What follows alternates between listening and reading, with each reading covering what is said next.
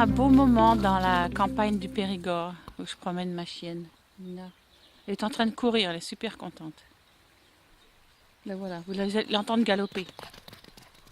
Je suis sûre que vous avez entendu ça. Voilà, je vais lever le micro. Alors je vais parler un petit peu de l'écoute. Qu'est-ce que c'est que l'écoute en fait et comment est-ce que c'est un art qu'on peut développer, qu'on peut développer en soi. Une écoute, l'écoute. Quand on parle de l'écoute, en général, on pense à ce qu'on entend avec nos oreilles.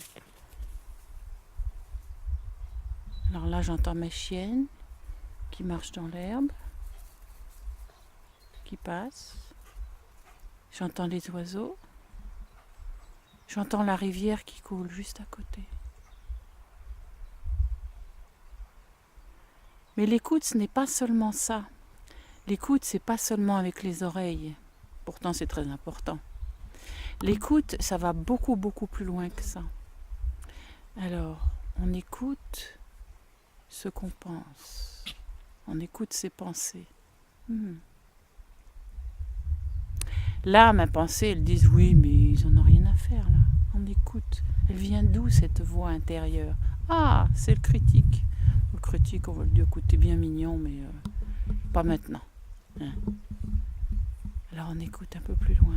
Là, j'entends de nouveau un peu le vent dans les arbres. Et si je vais dans mon monde intérieur, qu'est-ce que j'entends? J'entends un peu une petite fatigue. Un peu lassée de tout le travail accumulé toute cette semaine. J'entends la voix de mon enfant intérieur qui est contente parce qu'on se promène là aujourd'hui. Elle me dit, ouais, il faut qu'on aille plus souvent. Ouais, on va plus souvent. Puis j'entends mon guerrier qui dit, ah, c'est formidable, on est sortis. Il nous fallait ça. Tiens, on va aller escalader là-bas.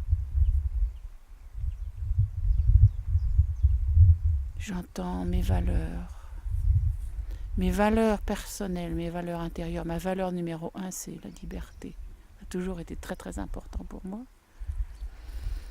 Et là, je suis libre de respirer, je suis libre de me promener dans un monde qui est en paix. Ça me met dans la gratitude et en connexion avec mon amante intérieure, celle qui me rappelle d'apprécier ce que j'ai. Donc j'entends mes valeurs, ma valeur de la liberté, ma valeur de l'amour. Je choisis d'aimer mon chien, ma chienne Nina. Je choisis d'aimer mon enfant intérieur. Je choisis d'envoyer de l'énergie d'amour autour de moi quand j'y pense. Et si mon juge intérieur se met là en chemin en disant « Oui, regarde cette personne comme elle est », non, juge, t'es gentil, mais moi, je suis dans l'amour. Je choisis d'aimer cette personne que je vois, de lui envoyer de l'amour, plutôt que de la juger, la critiquer.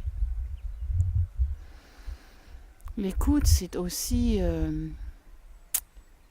entendre si je me mets dans des situations de piège. Par exemple, je me mets dans une situation où j'ai une expectation, on ne dit pas ça en français, une attente sur moi-même qui n'est vraiment pas réaliste. Par exemple, de me dire, oui, je vais aller au gymnase tous les jours.